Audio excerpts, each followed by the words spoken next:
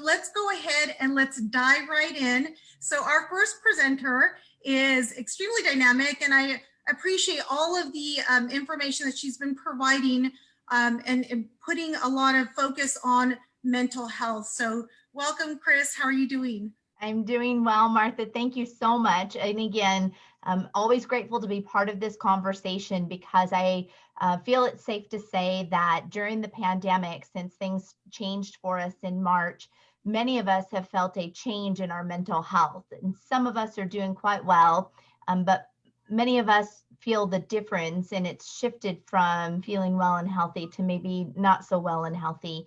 And having an open conversation about the importance of our mental health right now is extremely important. So, for those of you not familiar with NAMI's organization, the National Alliance on Mental Illness was created about 40 years ago for family members who have loved ones who live with serious mental health challenges. And what they found along the way were a few things. There are not enough resources to provide care and treatment for their loved ones. There are many barriers to accessing the resources that do exist. But they also faced a deep amount of stigma around the conversation of trying to get help for their loved one and really sharing what they were experiencing on this journey. So we provide education, support, and advocacy for all people who are affected by mental health challenges. We deliver that to our communities at no cost and from a lived experience perspective. We are all on this journey as well. And while we're helping individuals navigate the system to figure out what their next steps are going to be, I want to take a few moments to talk about the importance of mental health right now for all of us and share some basic things that we do know. But when things are chaotic around us or rapidly changing, we may forget those things. When we're mentally healthy, we think clearly, our emotions are quite balanced with what challenges life may present themselves or even the celebrations that we have. And our behavior is appropriate to respond to those things. But when we have a change in our mental health, we may not be able to think very clearly, and our emotions may be very out of balance and extreme for what we're experiencing, and maybe even longer periods of time than what we would be used to when we face a challenge. And our behavior will fall right in line with that. We may be doing some things differently that we would not normally do if we were healthy and thinking clearly.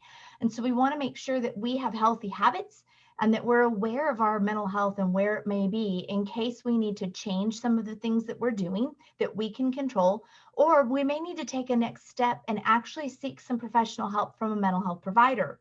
That's not uncommon.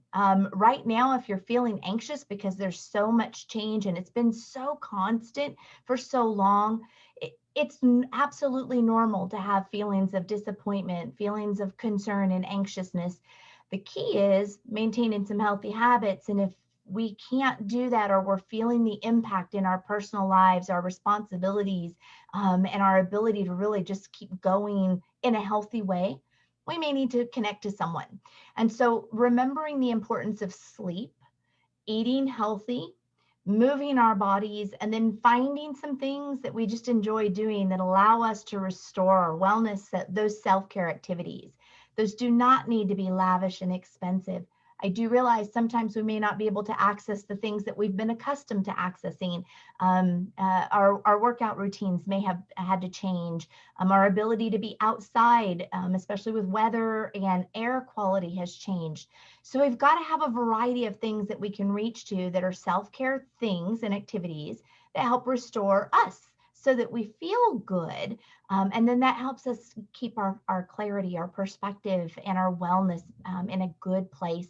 Because as you're navigating through the information you're going to hear over the presentations, it's a lot. It's a lot of information to take in. There are things you're going to have to do to step in and gather information and participate and apply and submit and read. And the healthier you are mentally, the better you can get through those things that are coming your way. Valuable information, really helpful to participate in. But we also know that could be a lot to take on. So, basics to remember: healthy diet, good sleep when you can, exercise, move that body as often and as routine as you can, and those self-care things. Those are going to help keep you on the healthier side with your mental health to get through all of the things that you're faced with changes.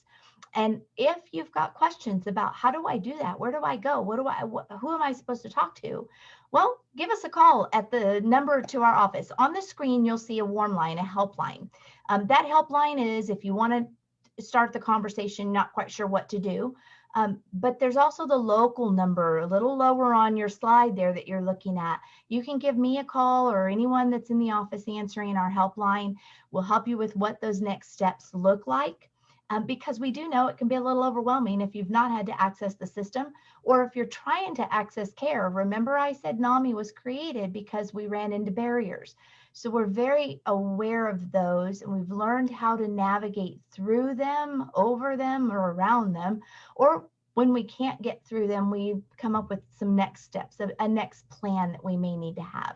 So I invite you, if that's something that you need, please reach out to us.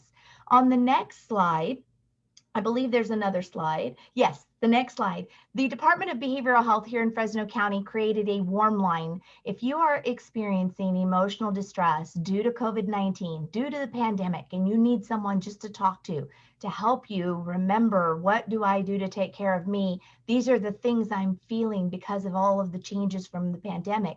Please call this number that you see on your screen. That number has dedicated staff to answer and help you listen, remind you of good, healthy coping, and next steps that you can take. So you have options to talk to different folks to help you navigate this. And the thing to remember, give yourself grace as things change right now. We are feeling changes. It is acceptable and absolutely normal to feel those changes. Doing something about it is absolutely important. Last, I want to leave you with the information you're gathering or listening to. Make sure it's from credible sources. And remember, it's okay to take a break from all that information and news as well. That is one of the healthiest things you can do for your mental health, is set some boundaries. Turn off and unplug from social media and the news reports, and find something to do that's good for you. And then tune back into it when you're feeling better.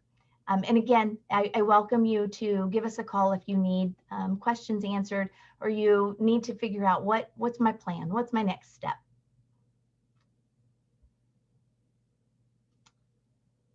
And those, on that next slide, you see some additional resources. You can reach out to any of those for more information. Those are resources for crisis, resources to answer any questions you might have. But also you can see the website resources that are on there regarding public health and behavioral health. Please explore those. There's just some valuable resources and tips in those sites.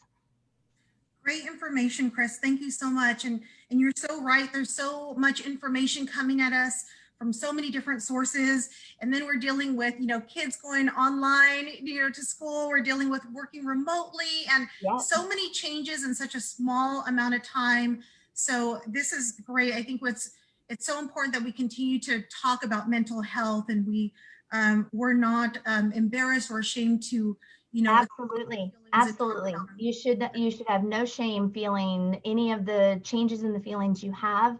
Many share that. You're not alone in those feelings, but talking about it is important, and connecting to help the sooner, the better. The earlier we can get support to you, the earlier you get the help you need, you will get to that healthier place of recovery, and you won't end up in more serious crisis situations by taking those preventative steps. So it is important. We know it's not easy, but it is important, and you're not alone. We're here to help.